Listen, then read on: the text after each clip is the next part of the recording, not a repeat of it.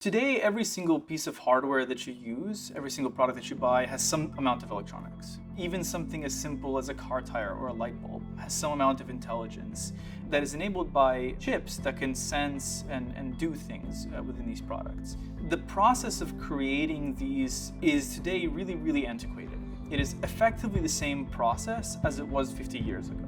The status quo in this industry is that an electrical engineer would sit down and use a traditional CAD tool to draw blueprints for their circuit board. They would consider all of the components they're going to use on this board, how they should be connected. They would draw each of those connections by hand, one by one, think through all the physics that could effectively negatively alter the board, work through many months of this process to make these boards real. At Quilter, we're focused on completely automating that process. We're trying to eliminate this as a human task altogether. We hope to make it much easier to make them and much faster to make them. This will allow hardware companies to inject more electronics more easily and move more quickly in their iteration cycles for these different hardware products. When I first met Sergiy, I was really struck by his genuine passion for solving this problem.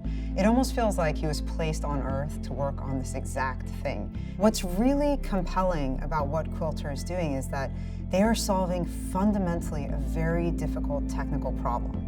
They are not a wrapper on top of AI. They are leveraging some of the most recent reinforcement learning techniques, but they're really trying to solve a difficult problem that manually takes humans anywhere from a couple days to sometimes a couple months, depending on how complex the PCB boards are. I want Quilter to make it insane for people to design boards by hand. For me, the big mission is if we can eliminate that as a task that any human has to do, then we will allow electronics development to go through the same abstractions the software has gone through, where we've gone from low-level language to C to Python to now you can program computers with language.